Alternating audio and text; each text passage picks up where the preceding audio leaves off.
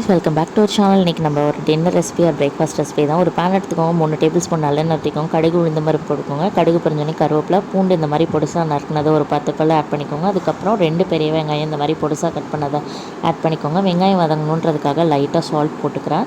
ஒரு 5 மினிட்ஸ் கழிச்சு பார்த்திங்கன்னா நமக்கு வெங்காயத்தோட கலர் நல்லா சேஞ்ச் ஆகிருக்கும். இந்த ஸ்டேஜில் இது கூட 3 தக்காளி பழத்தை இந்த மாதிரி கட் பண்ணி போட்டுக்கோங்க. இப்போ எல்லாத்தையும் நல்லா மிக்ஸ் பண்ணிவிட்டு ஒரு மூடி போட்டு 5 மினிட்ஸ் அப்படியே விட்டுருங்க. நடுவில் அப்பப்போ எடுத்து கிளறி விட்டுருங்க. இப்போ பார்த்திங்கன்னா நமக்கு கொஞ்சம் ஓரளவுக்கு மேஷ் ஆகிருக்கு. இந்த ஸ்டேஜில் இது கூட 1/4 டீஸ்பூன் மஞ்சத்தூள் போட்டு நல்லா மிக்ஸ் பண்ணி விட்டுட்டு இன்னும் மேஷ் ஆகணும். திரும்ப மூடி போட்டு ஒரு 5 மினிட்ஸ் விட்டுருங்க.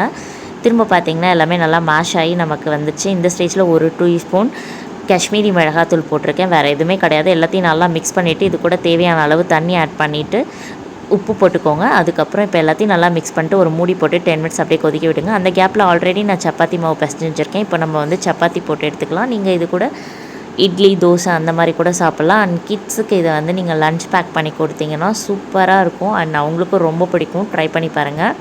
இப்போ நம்ம சப்பாத்தி வந்து தேய்ச்சிக்கலாம். நான் வந்து சப்பாத்தி எப்போவுமே ஹாட் வாட்டரில் தான் வந்து செய்வேன். அப்போ தான் வந்து நல்லா சாஃப்டாக நமக்கு தேய்க்கும் போது வரும். அதே மாதிரி நம்ம கல்லுலேயும் ஒட்டாது. உங்களுக்கு பார்க்கும்போதே தெரியும். நான் எடுக்கும்போது பாருங்கள் அழகாக அப்படியே வந்துடும். மீதி இருக்க உருண்டை எல்லாமே நம்ம இந்த மாதிரி தேய்ச்சி ஒரு பிளேட்டில் எடுத்து வச்சுக்கலாம்.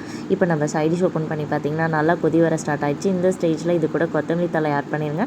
இன்னும் கொஞ்சம் தண்ணி இருக்குது. நல்லா ஹை ஃப்ளேமில் வச்சிங்கன்னா நல்லா தண்ணி அப்சர்வ் ஆகி கிரேவி டெக்ஸ்சர் வரும். அப்போது ஃபைனலாக கொஞ்சமாக நாட்டு சக்கரை போட்டு எடுத்திங்கன்னா நமக்கு வந்து சப்பாத்திக்கு ஏற்ற சைடிஷ் வந்து ரெடி ஆயிடுச்சு.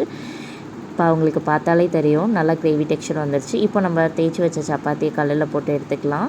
இந்த ஹாட் வாட்டரில் பிசையும் போது பார்த்திங்கன்னா நமக்கு நல்லா இந்த மாதிரி பபிள்ஸ்லாம் 2 சைடுமே வரும். நல்லா சாஃப்டாக இருக்கும். ட்ரை பண்ணி பாருங்கள் இந்த டிப்பை. அண்ட் உங்களுக்கு இந்த வீடியோ பிடிச்சிருந்தோன்னு நினைக்கிறேன். பிடிச்சிருந்தா எங்கள் சேனலுக்கு மறக்காமல் சப்ஸ்கிரைப் பண்ணுங்கள். அண்ட் கண்டிப்பாக ட்ரை பண்ணி பார்த்துட்டு எப்படி இருந்ததுன்னு சொல்லுங்கள்.